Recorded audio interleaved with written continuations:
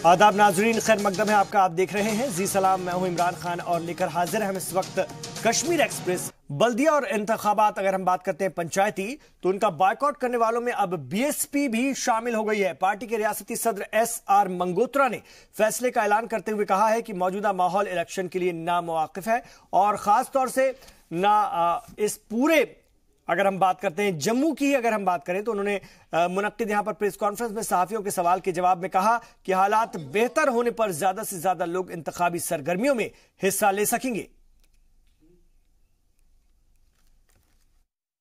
जब यहाँ की मेन स्ट्रीम जो पॉलिटिकल पार्टीज हैं और जहाँ के सोशल ग्रुप जो हैं, उन सब ने ये जो म्यूनसिपैलिटी के इलेक्शन जो बीजेपी और आरएसएस लोगों पे थोपने जा रही है, हम भी उसमें लोगों की भावनाओं को मद्देनजर रखते हुए जम्मू कश्मीर के अवाम की जो भावनाएं हैं उनके साथ मिलकर के हम भी इस इलेक्शन में पार्टिसिपेट नहीं कर रहे हैं। डेमोक्रेसी में लोक राज होता है, लोगों की राय के मुताबिक फैसले किए जाते हैं, लेकिन जम्मू कश्मीर में जब से ये बीजेपी और सेंटर में बीजेपी सरकारें जो आई हैं, ये अपने फैसले और आरएसएस का जो मसौदा है वो लोगों तक पहुंचाने के लिए उनका थोपने का काम कर रहे हैं। इधर बल्दिया इंतखाब के पहले मरहले के लिए पर्चा नामजदगी शुरू हो चुकी है। जम्मू, राजौरी और पुंछ में चंद उम्मीदवारों के पर्चा दाखिले की खबर है, लेकिन वादी के अजला में पहले दिन फॉर्म दाखिल करने के लिए कोई उम्मीदवार नहीं आया। आपको बता दें कि पहले मरहले में श्रीनगर म्युनिसिपल कॉर्पोरेशन के वार्ड नंबर 16, 17 और 74 में वोट डाले जाने हैं। इसके अलावा म्युनिसिपल काउंसिल बारामूला और हंदवाड़ा, कुपवाड़ा, बांदीपुरा, बड़गाम, कुलगाम म्युनिसिपल कमेटी के लिए 8 अक्टूबर को वोट डाले जाएंगे और इसी तरह जम्मू म्युनिसिपल कॉर्पोरेशन के साथ ही अखनूर, आरएसपुरा, अरनिया समेत जम्मू जिले की 7 म्युनिसिपल कमेटी के लिए पहले मरहले में वोट डाले जाने हैं। जम्मू के अलावा राजौरी के 5 म्युनिसिपल कमेटी और पुंछ म्युनिसिपल काउंसिल, साथ ही सूरनकोट म्युनिसिपल कमेटी के इंतखाब भी 8 अक्टूबर को होंगे। शुरुआती 2 दिनों में पर्चा दाखिले को लेकर अभी तक कोई सरगर्मी दिखाई नहीं दे रही है। एक आध उम्मीदवार ही फॉर्म लेकर गया है। कहा जा रहा है कि आखिरी चंद दिनों में इसमें तेजी आने का इम्कान है। वादी कश्मीर में अपनी मौजूदगी दर्ज कराने की बीजेपी ने मेहनत शुरू कर दी है। पार्टी यूथ विंग के रियासती सदर एजाज हुसैन के मुताबिक जुनूबी कश्मीर में पार्टी कम से कम 100 उम्मीदवारों को मैदान में उतारने जा रही है। तो अभी तक जो हमारी प्रिपरेशन है, अभी जो मीटिंग हो गई है, अभी चल रही है, हमारी पूरे दिन मीटिंग रहेगी। अभी तक हमारे 90% से ज़्यादा कैंडिडेट्स फाइनल हो गए हैं और हम चाहते हैं कि सब जगह पे 100% हम लोग यहाँ पे कश्मीर और जम्मू में भी कैंडिडेट सारे फाइनल हो, ताकि जो लोगों की समस्या है, आप देखते हैं 13 साल से यहाँ पे कोई चुनाव नहीं हुए और जो चुनाव है ये घर के जो लोकल स्तर के चुनाव होते हैं, जिसमें लोगों के जो मसाइल होते हैं उनको ठीक करने का अवसर मिलता है। और हम चाहते हैं कि जो डेमोक्रेटिक सेटअप है वो गाँव पहुँचे, अर्बन लोकल बॉडीज में हिस्सा करे ये लोग और पंचायत में भी हिस्सा करे। साउथ कश्मीर में भी हमारे सारे पार्टिसिपेंट हो जाएंगे और मुझे पूरी उम्मीद है वहाँ पे 100% से ज्यादा हमारे कैंडिडेट होंगे। और सिक्योरिटी वगैरह बिल्कुल जो सबके लिए जो प्रोटोकॉल है, अभी जो कल गवर्नर साहब ने भी मीटिंग बुलाई थी पूरी सिक्योरिटीज एजेंसीज की और उनको ये डायरेक्ट किया है कि जितने कंटेस्ट कर रहे हैं कैंडिडेट्स उनको प्रॉपर्ली सिक्योरिटी और अकोमोडेशन दिया जाएगा। तो क्या इनकी फैमिलीज आपके साथ हैं या खाली कैंडिडेट्स? कैंडिडेट्स भी साथ है। देखिए, जब कैंडिडेट आ जाएंगे, कैंडिडेटों के साथ अपना एक रुझान रहता है। हम लोग की जो कमेटी है वो जांच पड़ताल करती है कि कौन सा कैंडिडेट विनिंग कैंडिडेट है और प्रोबेबिलिटी जिस कैंडिडेट की विनिंग होगी उस कैंडिडेट को हम लोग लेके आगे आ जाएंगे। और जहां तक फैमिली की सवाल है, मुझे पूरी उम्मीद है जो भी कैंडिडेट होगा उनकी जितने सारे दोस्त, रिश्तेदार, अहबाब और जो समाज में अच्छे लोग होंगे वो आगे आ जाएंगे और वो हमें आगे आने वाले टाइम में उनका लाभ मिल जाएगा। और इस वक्त हमारे Kashmir bureau chief Syed Tajammul phone line पर हमारे साथ श्रीनगर से जुड़ गए हैं, उनसे बात करेंगे। सैयद तजम्मुल, कोशिश शुरू हो चुकी है बल्दियाती इंतखाबात के लिए और बीजेपी पेश है, सरगर्म है। अभी अगर हम वादी की बात करते हैं तो बहुत ज्यादा जोश नहीं नजर आ रहा है, कहीं ना कहीं सुस्ती है। क्या खबर है, बीजेपी से ताल्लुक रखने वाले लोग आगे आएंगे, वो पर्चा नामजदगी दाखिल करेंगे या फिर कहीं ना कहीं खौफ बना हुआ है अभी भी मिलिटेंट्स का और जिस तरह से कुछ पंचायत भवन को जलाया गया है जिसके चलते भी लोग खौफजदा हैं? बिल्कुल इमरान है। देखें, जिस तरह से जो बीजेपी के लीडरान, आज मेरी मुलाकात कई एक लीडरान से हुई और श्रीनगर में मीटिंग का सिलसिला जो है वो सुबह 9:30 बजे से शुरू हुआ और अब जब हम बराह रास्त मुखातिब हैं, अभी भी कश्मीर अमूर के इंचार्ज सुनील कुमार शर्मा, साबिक वजीर जो हैं, और सोफी यूसुफ समेत कई एक सीनियर लीडरान जो हैं श्रीनगर में मुख्तलिफ बैठकों का इनेकाद किया जा रहा है। लेकिन हमने आज भी देखा कि बीजेपी के खीमों में जाकर के और श्रीनगर में रिटर्निंग ऑफिसर से भी राब्ता कायम किया आपसे कुछ देर पहले, जिनके मुताबिक कई एक फॉर्म जो है यहाँ से नॉमिनेशन फॉर्म इशू हुए हैं, लेकिन वापस अभी नहीं आया, क्योंकि अभी है टाइम जब नॉमिनेशन फॉर्म वापस आएंगे। लेकिन बीजेपी तैयारी कर रही है और बीजेपी से हमने ये भी पूछा कि आपका उतना ज्यादा अभी असर कश्मीर वादी में नहीं है, तो आपके लिए भी ये तो बहुत बड़ा चैलेंज होगा जिस तरह से बीजेपी ने इलेक्शन के लिए हामी भरी। तो उन्होंने नाउमीदी नहीं जाहिर की। उन्होंने कहा कि हर गुजरते लम्हे के साथ हम साउथ कश्मीर से सेंट्रल कश्मीर और शुमारी कश्मीर से श्रीनगर के बाकी इलाकों तक अपने नुमाइंदे जो हैं वो अवाम के सामने रखेंगे और अवाम जो है अपना फैसला सुनाएंगे। नेशनल कॉन्फ्रेंस ने अपना आज जो पूरा दिन था वो नवाई सुबह में कई एक मीटिंगें हुई। उनका मरकज जो है वो आज कारगिल के दौरे पर उनके लीडरान थे और वहां पर भी बैठकें हुई कि इस बाइकॉट के कॉल को समझाने की कोशिश कर रहे हैं जो लोग उनके साथ इत्तेफाक नहीं करते या नाराज हो सकते हैं। कांग्रेस पार्टी ने अपना मौकफ क्लियर करने के बाद भी आज भी उतनी ज्यादा गहमा गहमी नजर नहीं आई, लेकिन उम्मीद की जाती है कि हर गुजरते लम्हे के साथ इसमें शिद्दत आएगी, तेजी आएगी और फॉर्म भरने का जो आखिरी डेट जो है जब चला जाएगा तो मुझे लगता है कि ये जो उम्मीदवार हैं ये बराबरी पर तमाम पार्टियां जो है इलेक्शन लड़ेंगी। और इस वक्त हमारे साथ राजन वैद्य भी जुड़ेंगे, हमारे रिपोर्टर हैं जम्मू से, उनसे बात करेंगे। राजन, अगर हम बात करें जम्मू की तो वहां पर काफी जोश देखा जा रहा है, बड़ी तादाद में लोगों ने पर्चा नामजदगी दाखिल करना शुरू कर दिया है। क्या जमीन पर आप जो है माहौल देख रहे हैं इन इंतखाबात के तय? देखिए इमरान, जिस तरह से कांग्रेस पार्टी और बीजेपी पार्टी दोनों ही जिनका जो बेस जम्मू में है, तो ऐसे में अंदाजा लगाया जा सकता है कि यहाँ पे जो लोगों में जोश काफी है इस चुनावों को लेकर। हालांकि बीजेपी और कांग्रेस ने अपने पत्ते नहीं खोले, अपने कैंडिडेट्स की जो लिस्ट है वो नहीं निकाली, लेकिन कहीं ना कहीं जो इंडिपेंडेंट भी कई ऐसे, क्योंकि ये जो निकाय के चुनाव होते हैं ये मोहल्ले के होते हैं और मोहल्ले में कई ऐसे कैंडिडेट होते हैं इंडिपेंडेंट जो चाहते हैं कि हम इलेक्शन लड़के जो है अपने इलाके की जो है विकास के लिए काम करें। तो ऐसे में 20 के लगभग जो जम्मू में इंडिपेंडेंट कैंडिडेट हैं उन्होंने अपना नॉमिनेशन अभी तक फाइल किया है, लेकिन अभी तक कोई ऐसी जो मेन पॉलिटिकल पार्टी है जैसे बीजेपी है या कांग्रेस है उन्होंने अपने पत्ते नहीं खोले हैं। लेकिन इसकी एक जो खास वजह है इमरान वो ये भी है कि ऐसे चुनावों में दावेदारी बहुत ज्यादा होती है, लेकिन जो सीटें होती हैं जैसे 75 वार्ड हैं, अब 75 ही सीटें बीजेपी को देनी है, लेकिन ऐसे में लेकिन दावेदारी पार्टी के अंदर बहुत सारे लोगों की होती है और ये उनकी ये तवक्का होती है कि हमें ही टिकट दिया जाए। तो इसीलिए पार्टी में अभी मतभेद ना हो, पार्टी में फूट ना पड़े, इसीलिए ये डिलेइंग जो टैक्टिक्स है वो दोनों की, बीजेपी और कांग्रेस की, ये अभी चल रही है। 25 तारीख को लास्ट डेट है नॉमिनेशन की, लेकिन जिस तरह से जराये की अगर हम माने तो 23 या 24 को ये दोनों पार्टियां अपनी लिस्ट निकाल सकती हैं। जी शुक्रिया राजन वैद्य आपका जम्मू से इस पूरी जानकारी के लिए।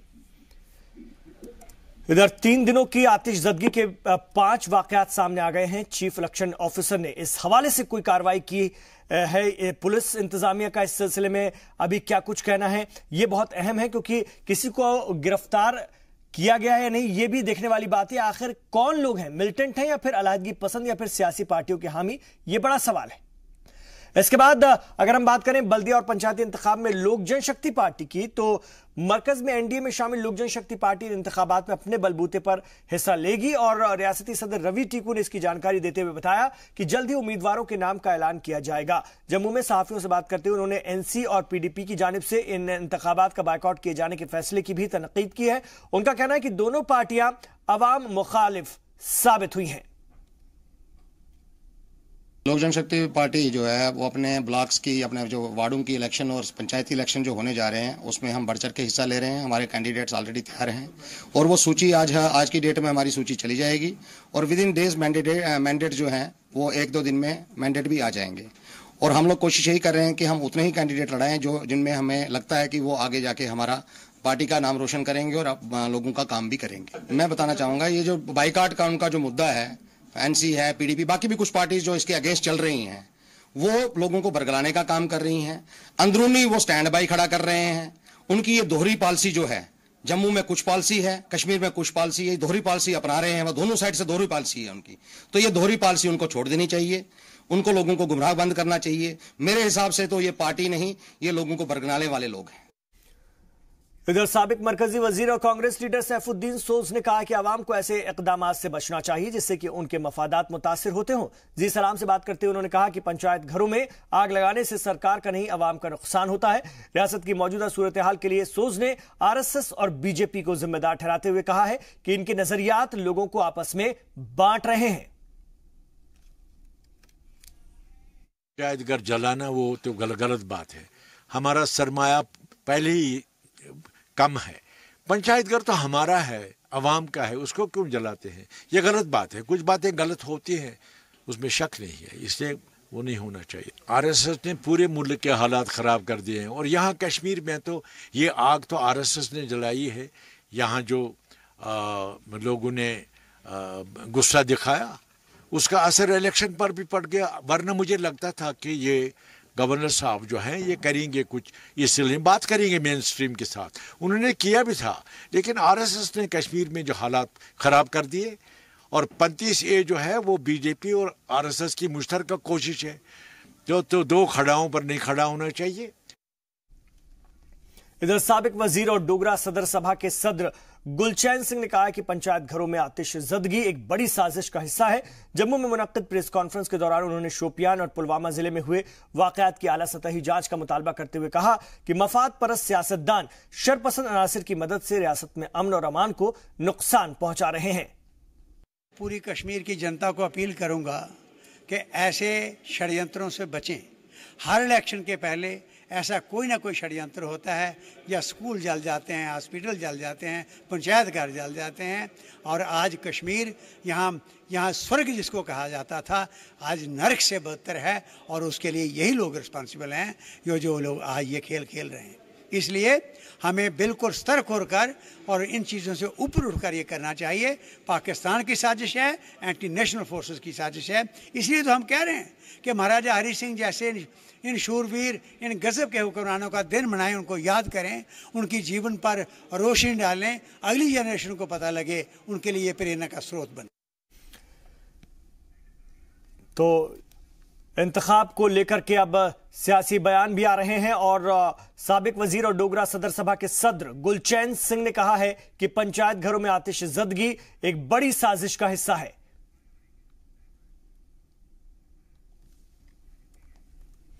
इधर जम्मू के रामगढ़ सेक्टर में शहीद बीएसएफ जवान नरेंद्र सिंह की आखिरी रस्मात हरियाणा के सोनीपत में पूरे फौजी एजाज के साथ अदा कर दी गई। इस मौके पर हजारों की तादाद में लोग मौजूद रहे और शहीद को नम आंखों से विदा किया। वाज़ेह है कि जम्मू के रामगढ़ सेक्टर में पाकिस्तान के साथ गोलीबारी के बाद नरेंद्र लापता हो गए थे। बाद में उनकी लाश मिली थी और लाश के साथ पाकिस्तानी फौजियों ने बेहुरमती भी की थी। आपको बता दें कि जवान की शहादत पर कांग्रेस ने सरकार पर बड़ा हमला बोला है। कांग्रेस तर्जुमान रणदीप सुरजेवाला ने कहा है कि 56 इंच का सीने की बात करने वाले पीएम अब जवान से बदसलूकी पर जवाब दें। उन्होंने वजीर आजम नरेंद्र मोदी से सवाल किया है कि वो पाकिस्तान को अपनी लाल आंखें कब दिखाएंगे। उनके साथ ही अपोजिशन की दूसरी पार्टियों ने भी वजीर आजम नरेंद्र मोदी से शहीदों की शहादत पर जवाब मांगा है।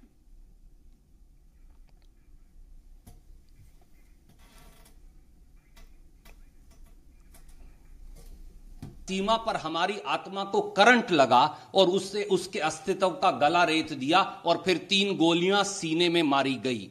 धरती मां के सपूत नरेंद्र सिंह ने तो भारत माता की रक्षा का सौभाग्य अपने खून से लिख दिया। पर मोदी सरकार क्या कर रही है? मोदी जी, क्या आपकी आत्मा आपको कचोटती नहीं? क्या आपकी सरकार में जरा सी भी शर्म शेष है? कहां गया 56 इंच का सीना और कहां गई लाल आंख? कहां गया 1 के बदले 10 सिर लाने का वादा? लगता है मोदी सरकार को बेईमानों की तो चिंता है, देश के फौजी जवानों की नहीं। इधर इंटरनेशनल बॉर्डर पर पाकिस्तानी रेंजरों की जानिब से बीएसएफ के जवान को बेरहमी से कत्ल किए जाने के बाद मुल्क भर में गुस्सा है और एक तरफ जहां अपोजिशन सरकार पर कार्रवाई के लिए दबाव बना रहा है तो दूसरी तरफ एलओसी और इंटरनेशनल बॉर्डर पर टेंशन बढ़ता जा रहा है।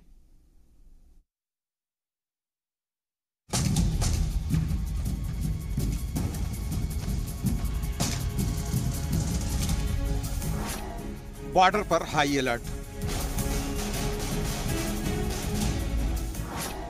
पाक की नापाक करतूत से मुल्क भर में गुस्सा।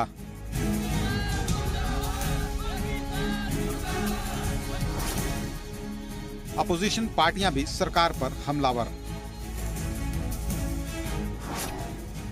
पाकिस्तान को दिया जा सकता है जवाब।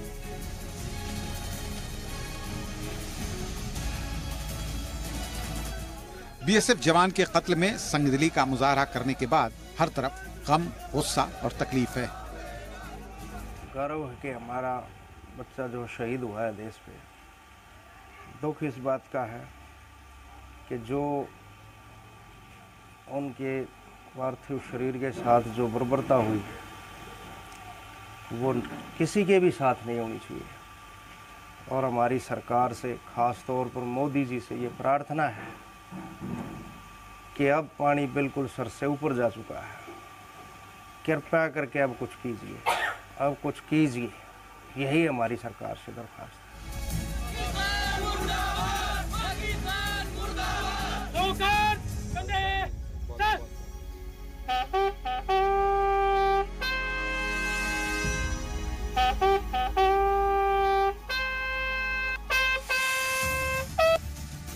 सरहद पर तैनात जवानों में भी गुस्सा पल रहा है।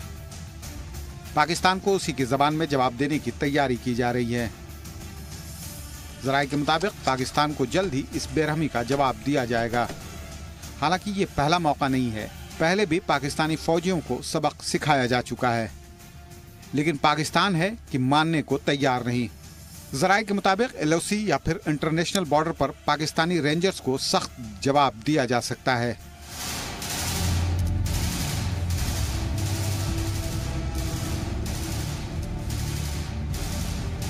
बीएसएफ और आर्मी के आला अफसरान ने मरकज में बैठे ओहदेदारों से बात की है। जराये के मुताबिक एक दफा फिर सर्जिकल स्ट्राइक कर पाक को जवाब दिया जा सकता है। इसी के मद्देनजर LOC और बॉर्डर पर हाई अलर्ट जारी किया जा चुका है। दोनों मुल्कों के बीच तनाज़ा बढ़ता जा रहा है। कहा जा रहा है कि बॉर्डर पर रहने वाले लोगों को अलर्ट किया गया है कि वे लोग रात को अपने घरों से बाहर ना निकलें। वाज़ेह हो कि पाकिस्तान के वज़ीर आज़म इमरान खान ने 14 सितंबर को ही वज़ीर आज़म नरेंद्र मोदी को ख़त लिखा है। वे दहशतगर्दी और अमन समेत हर मसले पर बातचीत के लिए तैयार हैं, लेकिन बातचीत का ये कौन सा तरीका है जिसके तहत ख़त के साथ साथ पाकिस्तानी रेंजर्स की गोलियां भी सरहद पार पहुंच रही हैं। एक तरफ पाकिस्तानी वज़ीर आज़म अमन का पैगाम भेज रहे हैं तो दूसरी जानिब पाकिस्तानी रेंजर्स सरहद पर बेरहमी से हमारे जवानों को कत्ल कर रहे हैं। ब्यूरो रिपोर्ट, जी सलाम। और इस वक्त हमारे साथ हमारे रिपोर्टर राजन वैद्य जुड़ गए हैं जम्मू से, हमारे साथ हैं, उनसे बात करेंगे। लगातार इसको लेकर मुजाहरे हो रहे हैं और जिस तरह से एक फौजी के साथ बेहुरमती की गई, उनके लाश के साथ बेहुरमती की गई, वो अपने आप में बेहद अफसोसनाक है। इसको लेकर जम्मू में काफी लोग सख्त पैगाम देने की कोशिश करें। अगर हम जम्मू की बात करें तो क्या कुछ कहना है लोगों का, राजन? ज्यादा गुस्सा है लोगों के अंदर। लोगों का कहना है कि एक तरफ जो है क्रिकेट मैच हो रहा है और ये कोशिश है कि इसके जरिए जो है आपसी जो तालमेल है या आपसी जो प्यार है वो बढ़े दोनों देशों के लोगों में।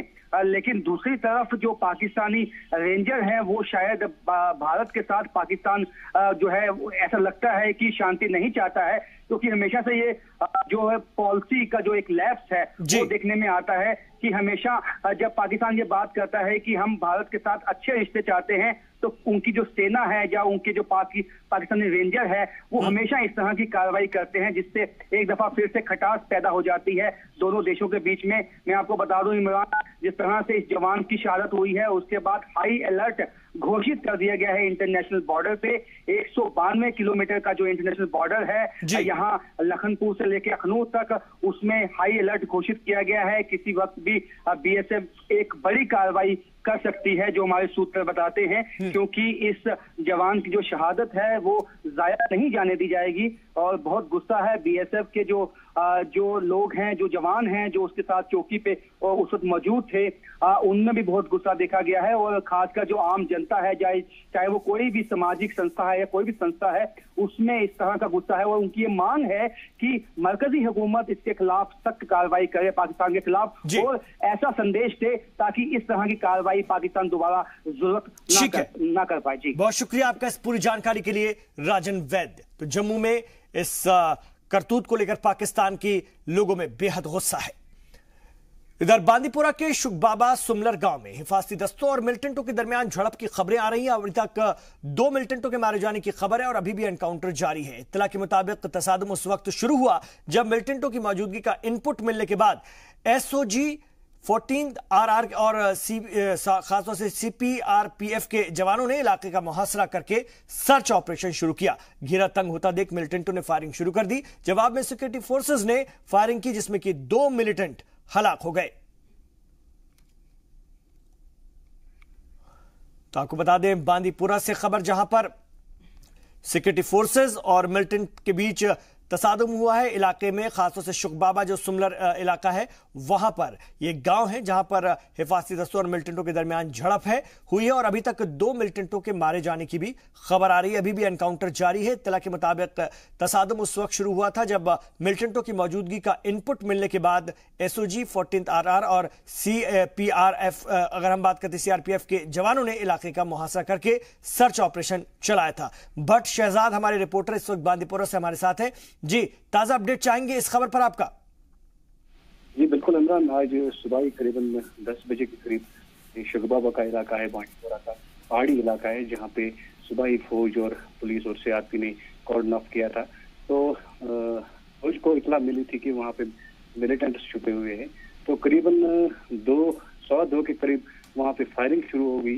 काफी फायरिंग के दौरान बताया गया कि 2 मिलिटेंट मारे गए सूत्रों के मुताबिक। लेकिन थोड़ी देर पहले ही हमने SSP बांदीपुरा से बात की तो उन्होंने कहा कि अभी ऑपरेशन जारी है, अभी बॉडी रिकवर नहीं हुई है। इमरान जी, अभी भी ऑपरेशन जारी है, बॉडी हालांकि अभी रिकवर नहीं हुई है। जानकारी के लिए आपका शुक्रिया भट्ट शहजाद बांदीपुरा से। तो 2 मिलिटेंट्स के मारे जाने की खबर है, लेकिन हालांकि अभी पुलिस के हवाले से इसकी तस्दीक नहीं की गई है। बांदीपुरा में सिक्योरिटी फोर्सेस और मिलिटेंट्स के बीच तसादुम। सुप्रीम कोर्ट ने कारगुजार director general of police Dilbag Singh को ओहदे पर बने रहने की मंजूरी दे दी है।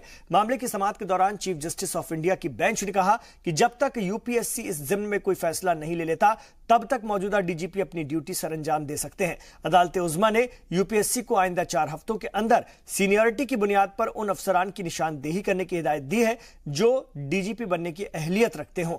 आपको बता दें कि अदालत उज़्मा के साबिका फैसले के बाद तमाम रियासती हुकूमतों के लिए जरूरी कर दिया गया है कि DGP की तकर्रूरी से कब्ल उनके नाम की मंजूरी UPSC से ली जाए। सारी कवायद ऑफिसर की सीनियरिटी के हवाले से होने वाले तनाज़े को खत्म करने और तकर्रूरी में बेजा तरफदारी और जानिबदारी की रोकथाम के लिए की गई है।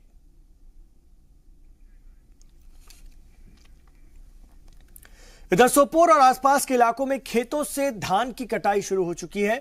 मौसम खज़ा की आमद के साथ ही खेतों से धान कटने लगते हैं और हर खेत में मजदूर फसल की कटाई करते हुए दिखाई दे जाते हैं। किसान इस दफा की पैदावार से काफी खुश हैं। किसानों के मुताबिक शुमाली कश्मीर में गुज़िश्ता 10 सालों के बनिस्बत इस दफा कहीं ज्यादा बेहतर पैदावार हुई है। दिलचस्प बात यह है कि गुज़िश्ता साल महकमा आबपाशी और ज़राअत ने कम बारिश की पेशेनगोई करते हुए किसानों से धान न बोने की अपील की थी। बावजूद इसके सोपोर और आसपास के किसानों ने रिस्क उठाया। किसानों का कहना है कि ऊपर वाले का शुक्र है कि आज वो फायदे की हालत में है। हमने एडवाइजरी इशू की थी जिसमें हमने ये बोला था क्योंकि स्नो रिजर्व्स कम है, विंटर में डाउनपोर बहुत कम हो गई थी कि इस साल शायद पैडी ना लगाने की तजवीज़ हमने दी थी। मगर ये सब सारा जो है निज़ाम ऊपर वाले के हाथ में है।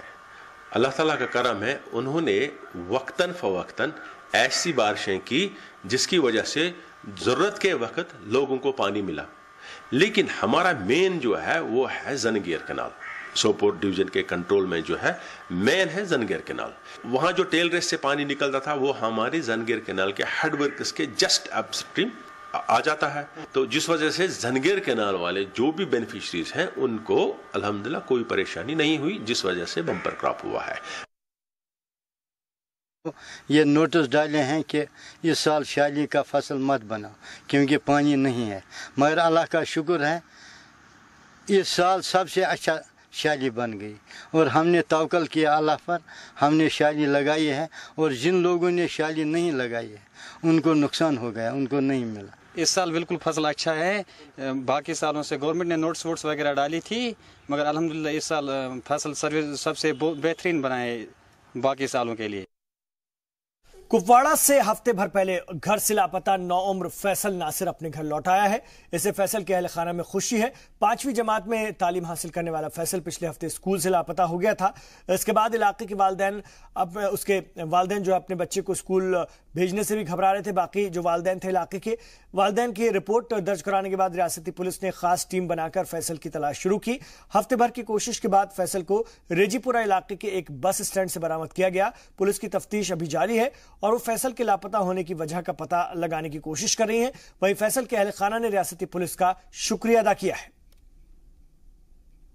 करालपुरा थाने में हमें एक रिपोर्ट दर्ज, गुमशुदगी की रिपोर्ट दर्ज कराई गई कि एक बच्चा फैसल नज़ीर नामी बच्चा जो है वो 5वीं जमात का तालिब इल्म था AGS स्कूल में, वहाँ से ये गायब हो गया। उसके बाद SP साहब ने एक टीम तश्कील दी और हमने इसकी तलाश जो है शुरू कर दी। डिफरेंट जगह पे हम जाके इसकी तलाश की और फाइनली एक हफ्ते के बाद जो है ये बच्चा हमने कुपवाड़ा से बरामद किया। इस बच्चे की भागने की वजह से इलाके में काफ़ी कोहराम मच गया था और लोग परेशान थे, खासकर स्कूल में जाने वाले बच्चों को लेकर कि बच्चे स्कूल से कैसे गायब हो गया। तो ये बच्चा हमें फाइनली आज हमें बरामद किया और माँ बाप के हवाले किया और हमने तफ्तीश स्टार्ट की है। सभी एंगल देख रहे हैं कि किसी खुद भागा था या किसी ने भगाया। गुज़िश्ता दिनों गांदरबल में एक मासूम बच्चे के कत्ल ने इलाके में सनसनी फैला दी थी। पुलिस ने कत्ल में मुलव्वस शख्स को गिरफ्तार कर लिया है। SSP के मुताबिक कत्ल की वारदात इंतकामी कार्रवाई के तौर पर अंजाम दी गई थी। मुलजिम की शिनाख्त अबरार मार्क को बता दें कि गुज़िश्ता 16 सितंबर को गुलाम हुसैन सागर का 12 साल लड़का फैसल घर से लापता हो गया था। एक रोज बाद उसकी लाश खेतों में मिली थी। एक सस्पेक्ट जो अबरार मजीद रिशू करके उनके पड़ोस में रहता है और इसकी एज अराउंड 21 ईयर है। ये एक वेगाबॉन्ड बहुत ही शरारती किस्म का लड़का है। इसकी इंट्रोगेशन में इसने एडमिट किया कि ये इस बच्चे का जो मर्डर है इसने किया है। थ्रॉटलिंग किया, गला दबाकर इसको वहीं मार दिया और उसके बाद उसको धक्का दिया, वो गिरा, उसके फ्रंट फेस पे एक इंजरी भी थी। बाकी डॉक्टर से भी असरटेन किया था हमने इनिशियली क्या उस इंजरी से डेथ हो सकती है। डॉक्टर्स का था कि सुपरफिशियल इंजरी है, बट हाँ थ्रॉटलिंग का जो है वो कोरोबरेट हो। ये लड़का इनकी फैमिली में, डिसीज्ड की फैमिली में इसकी सिस्टर को स्टॉकिंग करता था, पीछा करता था और जब उस बच्ची की शादी हो गई तो ये बहुत गुस्से में था क्योंकि इसकी फैमिली को भी इनकार किया था उन्होंने इसको रिलेशन देने के लिए। इसके मन में गुस्सा था और इसने शाहिद को यह भी बतलाया था कि इस बच्चे में मुझे इसकी सिस्टर की शक्ल दिखती है और उस गुस्से में आके इसने 12 साल के बच्चे का कत्ल कर दिया। इधर डिवीजनल कमिश्नर बशीर अहमद खान ने श्रीनगर में इंतजामिया के ऑफिसर्स के साथ एक अहम मीटिंग की है। इस दौरान खाने पीने से लेकर हर तरह के जरूरी सामान आम लोगों तक आसानी से मुहैया कराए जाने को लेकर चर्चा की गई। ऑफिसर्स को हिदायत दी गई कि आम लोगों तक हर जरूरी सामान आसानी से दस्तयाब कराया जाए। मीटिंग के दौरान कहा गया कि किसी भी तरह के हालात से निपटने के लिए जरूरी सामान का लोगों तक पहुंचना बहुत जरूरी है और इस मौके पर अवामी खासतौर से तकसीमकारी के ऑफिसर्स भी मौजूद रहे। जम्मू में आज रियासती यूथ कांग्रेस के ओहदेदारों के लिए हुए इंतखाब, जिसमें कि दिल्ली से आए ऑब्जर्वर की देखरेख में हुए इंतखाब में पार्टी के नौजवान कारकुनों ने पूरे जोश खरोश से हिस्सा लिया। इंतखाब रियासती सदर, रियासती सेक्रेटरी, जिला शहर सदर और सेक्रेटरी और असेंबली हल्का सदर के लिए हुआ था। नताइज का ऐलान 22 सितंबर को किया जाएगा।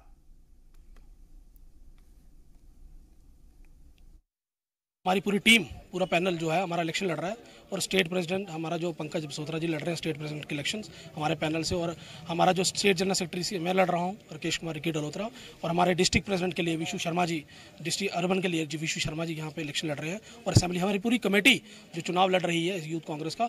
और मैं आपके माध्यम से ये बता देना चाहता हूँ कि राहुल गांधी जी का जो सपना था कि ज़मीन से और बूथ लेवल से युवा जो हैं वो आगे बढ़ चढ़ के हिस्सा ले। हमने जो मेंबरशिप पिछले 1.5 महीने 2 महीने से हमारी मेंबरशिप चल रही थी यूथ कांग्रेस की, आज उसी का नतीजा है कि युवा बढ़ चढ़ कर हिस्सा ले रहे हैं इस मेंबरशिप और इस इलेक्शन में। राहुल गांधी जी को प्रधानमंत्री का बनने का जो सपना है वो प्रधानमंत्री राहुल गांधी जी 2019 में बने, और हमारे जो जम्मू कश्मीर में रियासत में आने वाले निकाय चुनाव और पंचायती चुनाव और जो भी हमारे चुनाव आएंगे हम उस पर बढ़ चढ़ कर युवा जो है हिस्सा लें, और ताकि हमारे जो जम्मू कश्मीर में हमारी कांग्रेस पार्टी की सरकार बने। और वजीर आजम की पहल पर चल रही स्वच्छता ही सेवा मुहिम से लोग बड़ी तादाद में जुड़ने लगे हैं। गुज़िश्ता 15 सितंबर से शुरू हुई ये मुहिम रियासत के मुख्तलिफ इलाकों में जोर शोर से जारी है। उधमपुर में तलबा और तालिबात को इससे जोड़ने की कोशिश की गई। तलबा और असातिज़ा ने इस हवाले से एक बेदारी भी मुहिम की निकाली और एक बेदारी रैली एक तरह से निकाली। मुख्तलिफ इलाकों से गुजरते हुए तलबा और असातिज़ा ने लोगों को साफ सफाई की अहमियत से रोशनास कराया। पूरे मुल्क में इन दिनों स्वच्छता पखवाड़ा मनाया जा रहा है, जिसके तहत कई सरकारी और निजी तंजीमें स्वच्छता ही सेवा मुहिम में अपने अपनी खिदमात देकर मुल्क को साफ सुथरा बनाने में लगी हुई हैं।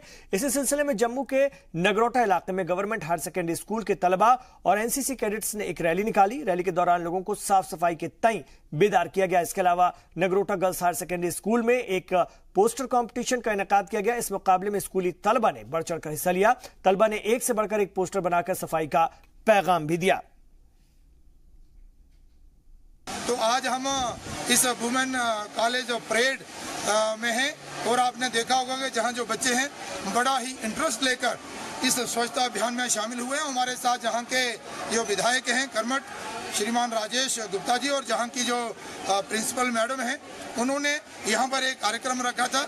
यहां पर उन्होंने स्वच्छता को लेकर काफ़ी इंतजाम भी कर रखे हैं और अभी तो शुरुआत हुई है। अभी हम और आधा घंटा लगाकर बच्चों के साथ, विद्यार्थियों के साथ इस स्कूल को पूरा क्लीन और ग्रीन रखेंगे। आने वाले दिनों में भी यहाँ पर जो मैंने देखा इनका ये विद्यार्थियों का बहुत बड़ा सहयोग है और इन्होंने प्रण किया है कि आने वाले दिनों में हम इस वुमेन कॉलेज को जो है वो स्वच्छ रखेंगे। हम सबको ये प्रेरणा लेकर 2 अक्टूबर तक ये सारा कार्यक्रम जो है वो करना होगा। इधर रामबन के मुख्तलिफ इलाकों में जिला इंतजामिया गेमन इंजीनियर्स और कलेक्ट्रेट खासों से कॉन्ट्रैक्ट प्राइवेट लिमिटेड के खिलाफ मुजाहरे और एहतजाज थम नहीं रहे हैं। करोल में बिना नोटिस के मकानात गिराए जाने से नाराज मकामी लोगों ने जम्मू श्रीनगर कौमी शाहराह को ब्लॉक कर दिया। धरने की वजह से घंटों ट्रैफिक मुतासिर रहा। सियासी पार्टियां भी मकामी लोगों के साथ हैं। धरने में कांग्रेस के साबिक जिला सदर अरुण सिंह भी शामिल थे।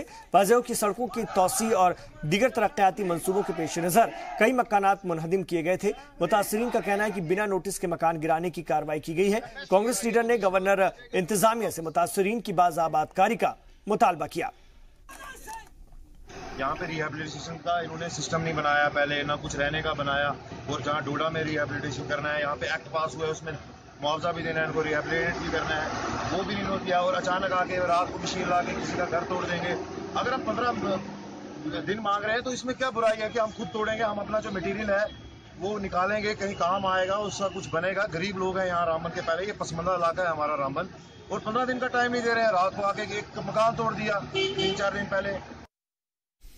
इधर महकमा सेहत में काम करने वाली खातून मुलाजमीन ने मुख्तलिफ मुतालबात को लेकर के सीएमओ ऑफिस के बाहर मुजाहरा किया। मुजाहरीन बकाया तनख्वाह की अदायगी, मौजूदा तनख्वाह में इजाफा और वक्त पर तनख्वाह दिए जाने का मुतालबा कर रहे हैं। मुजाहरीन का कहना है कि गुज़िश्ता 6 माह से उन्हें तनख्वाह नहीं मिली है, जबकि 20 साल से काम करने के बावजूद उन्हें आज तक मुस्तकिल नहीं किया गया।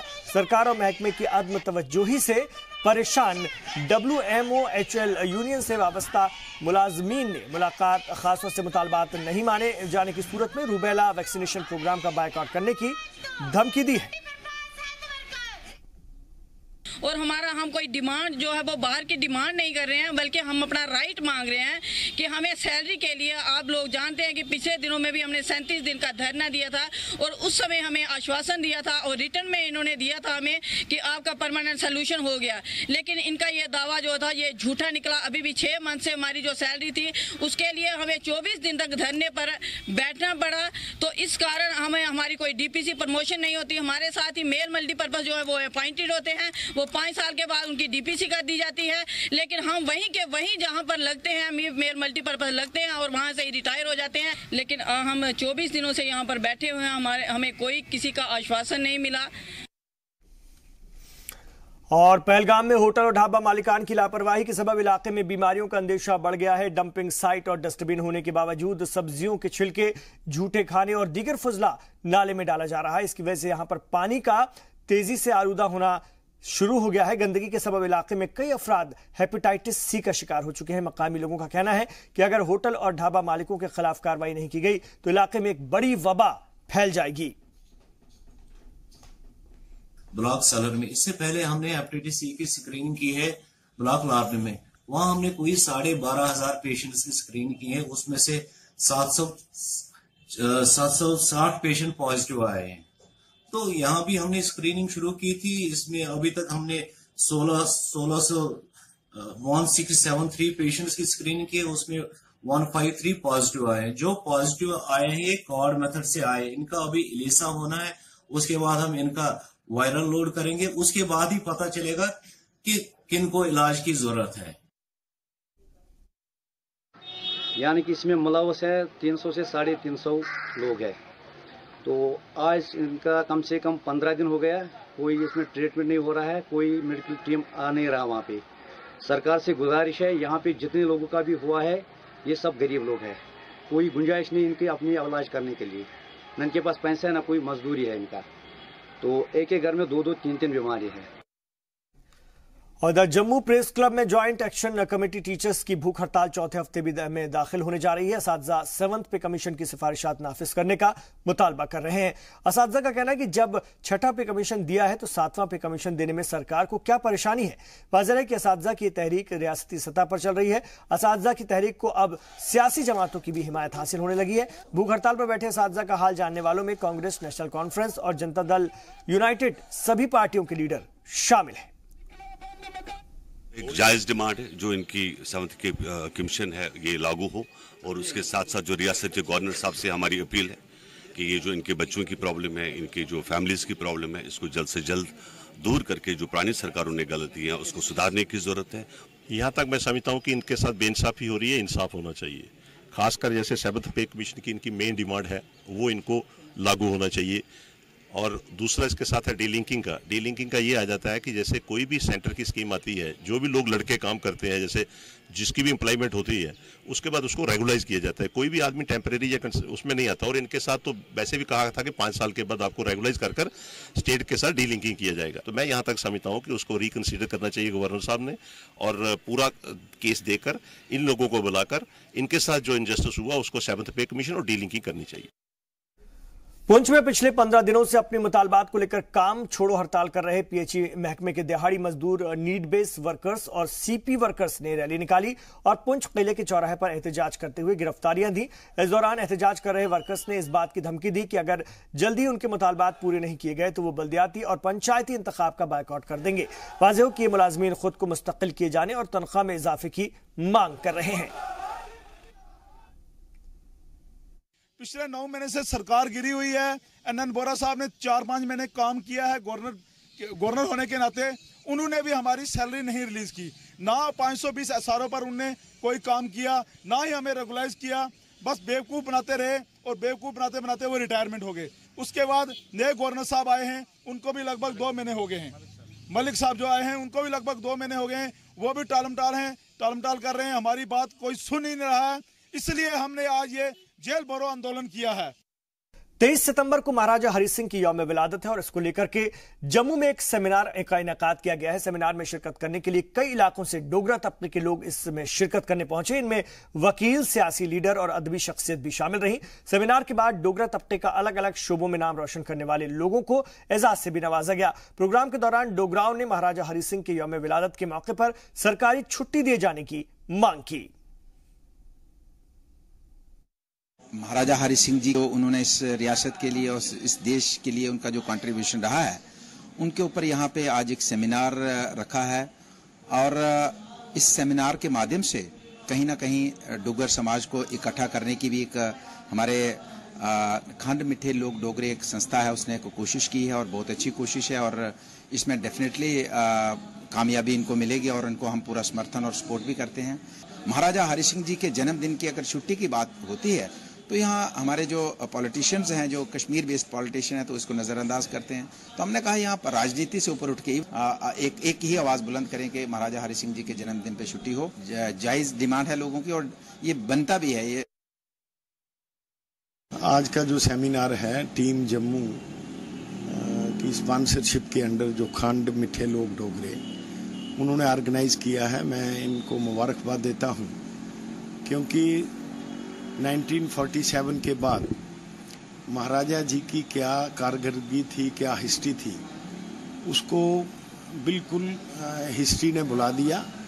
लेकिन ये बड़ी मुबारक की बात है कि अब लोग सामने आ चुके हैं और वो इस हिस्ट्री को मजबूर कर रहे हैं लोगों को कि इसको रिविजिट किया जाए और कम से कम लोगों को पता चले कि महाराजा जी की क्या कंट्रीब्यूशन थी। आज अगर हम हिंदुस्तानी हैं तो किसकी वजह से हैं।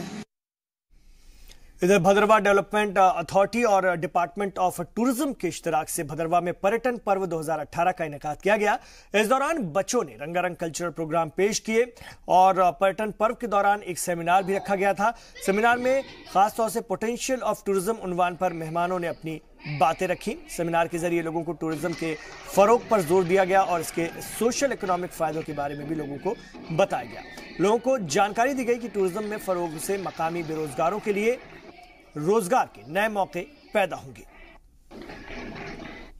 2018 ये in collaboration with the directorate of tourism Jammu ये हमने करवाया है। इसका मेन मकसद ये है कि हम एक मैसेज कन्वे करेंगे हमारे बच्चों के through to whole of the society कि टूरिज्म का पोटेंशियल क्या है, टूरिज्म का क्या सोशियो इकोनॉमिक इम्पैक्ट पड़ता है, कि हमें अपना एरिया को नीट एंड क्लीन रखना है। अगर हमें ज़्यादा से ज़्यादा टूरिस्ट को इन्फ्लक्स को बढ़ाना है अपने एरिया में, बिकॉज जितने ज़्यादा टूरिस्ट आएंगे उतना हमारा सोशियो इकोनॉमिक स्टेटस जो बढ़ेगा।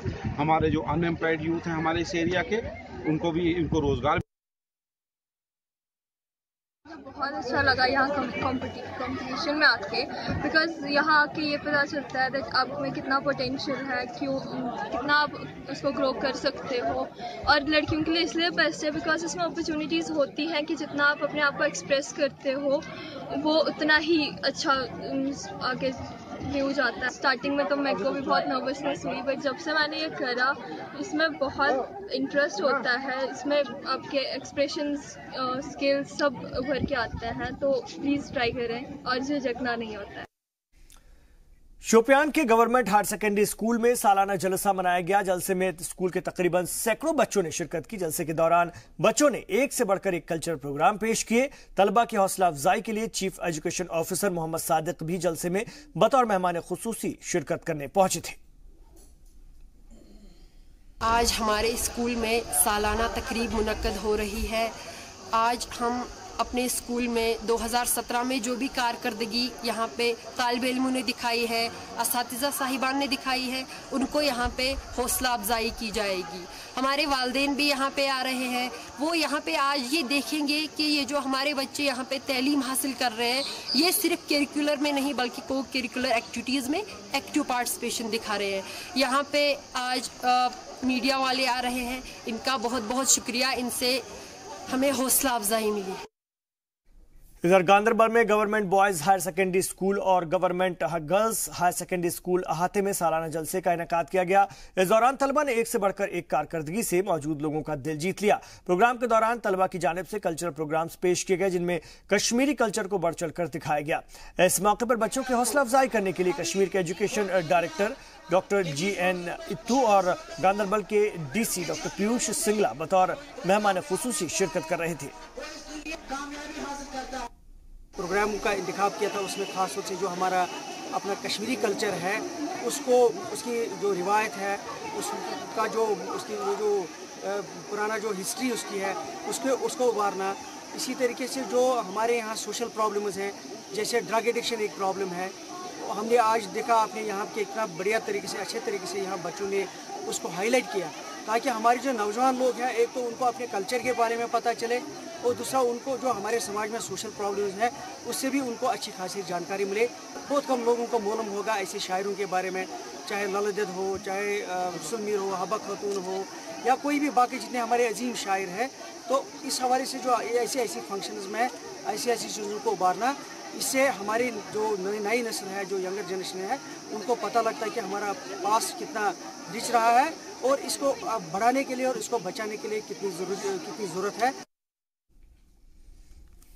हमने यहाँ पे एनुअल फंक्शन मनाया है, जिससे तमाम स्टूडेंट्स के अंदर जो छुपा हुआ टैलेंट था वो उभर के आया है। और ये एक एजुकेशन का पार्ट है जो लगभग हर स्कूल में होना चाहिए। और हमें बहुत ही खुशी हुई कि हमारे स्कूल ने हमें ये मौका दिया है कि हम यहाँ पे आए और अपने टैलेंट को जाहिर करें। मनाया, इसमें हमें काफ़ी सारी एक्सपीरियंसेस मिलती हैं और काफ़ी सारी अचीवमेंट्स मिलती हैं, और ये एक एजुकेशन का पार्ट है जो कि हर किसी स्कूल में होना चाहिए। इससे स्कूल की फलाह व बहबूदी के लिए बहुत ही ज़रूरी है। इधर उधमपुर शहर में नेशनल हॉकर फेडरेशन की जानिब से एक बेदारी रैली निकाली गई। इस रैली के जरिए शहरियों को पॉलीथीन और प्लास्टिक के लिफाफे के इस्तेमाल न करने की सलाह दी गई। रैली के जरिए बताया गया कि पॉलीथीन का इस्तेमाल हमारे माहौलियात के लिए ठीक नहीं है। उन्होंने उधमपुर शहर को साफ सुथरा रखने के शहरियों के किरदार को अहम करार दिया।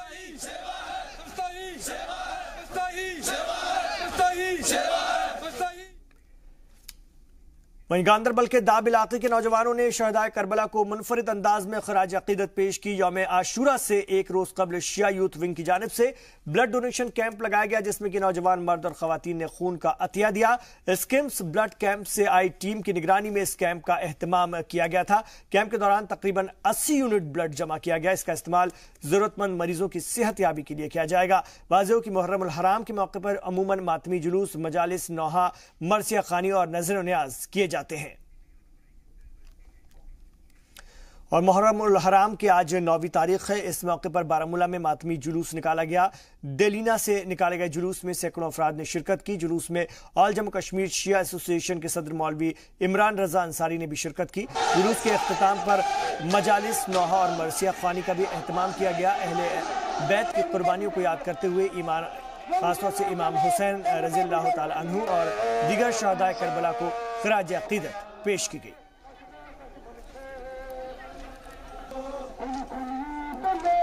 वहीं पट्टन में भी मुहर्रम उल हराम की 9वीं तारीख को रवायती जुलूस निकाला गया। जुलूस में सैकड़ों अकीदतमंदों ने शिरकत की। शहर के मुख्तलिफ इलाकों से गुजरता हुआ ये जुलूस इमाम बाड़े पर जाकर इख्तिताम पजीर हुआ।